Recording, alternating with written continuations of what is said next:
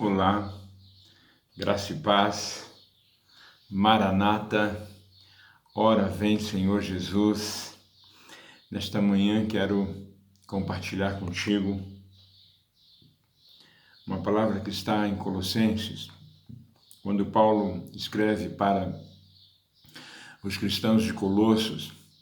Ele faz algumas orientações tão interessantes, tão desafiadoras, e nós encontramos o ardente desejo de Paulo que todos os cristãos de Colossos entendessem alguns aspectos fundamentais da vida cristã.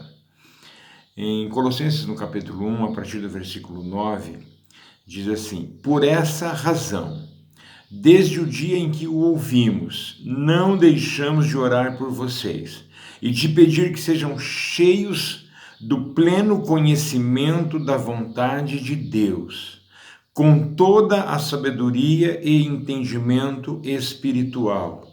E isso para que vocês vivam de maneira digna do Senhor e em tudo possam agradá-lo, frutificando em toda boa obra, crescendo no conhecimento de Deus e sendo fortalecido com todo o poder, de acordo com a força da sua glória, para que tenham toda a perseverança e paciência com alegria, dando graças ao Pai que nos tornou dignos de participar da herança dos santos no reino da luz.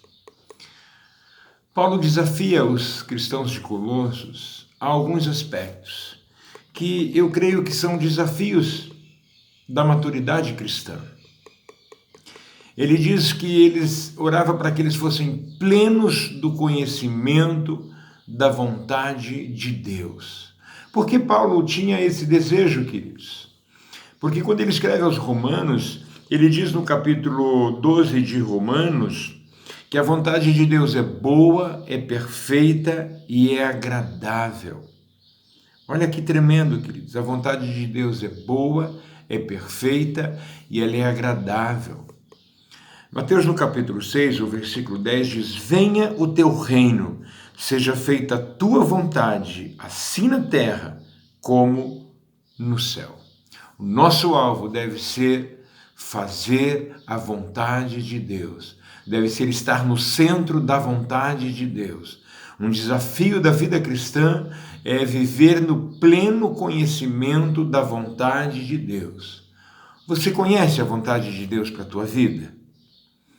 Outro aspecto que nós vemos Paulo desafiando aqui é uma vida de modo digno e para o inteiro agrado do Senhor. Um desafio que Paulo propõe aos Colossenses é viver de forma digna e de um viver que agrada ao Senhor. A Bíblia diz que Abel agradou a Deus. A Bíblia diz que Noé agradou o Senhor. E a Bíblia diz que pela fé que agradamos o Senhor. Hebreus 11, 6. Sem fé é impossível agradar a Deus, pois quem dele se aproxima precisa crer que ele existe e que recompensa aqueles que o buscam. Há um desafio, queridos, em agradar o Senhor. Mas Paulo diz também, queridos, que nosso viver precisa ser de forma digna. Um viver digno e um viver que agrada ao Senhor. Mas ele também fala que nós precisamos frutificar em toda boa obra. Nós fomos chamados para frutificar, queridos. Fomos chamados para dar fruto. Mateus 3,10, o machado já está posto à raiz das árvores, e toda árvore que não der bom fruto será cortada e lançada no fogo. O Senhor Jesus disse isso, que o que não frutifica não faz razão de existir.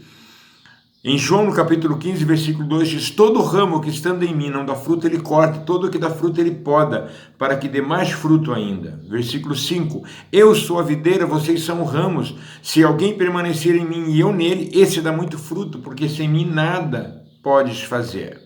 No 8 diz: meu Pai é glorificado pelo fato de vocês darem muito fruto, assim serão meus discípulos. Quer glorificar a Deus? Dê muito fruto. Esse é o desafio de Paulo para mim e para você.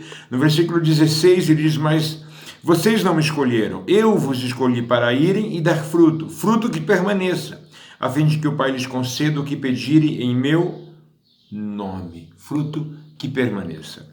Ainda em Salmos, no capítulo 1, versículo 3, diz: é como a árvore plantada à beira de águas correntes, dá fruto no tempo certo, as suas folhas não murcham, tudo quanto ele faz prospera.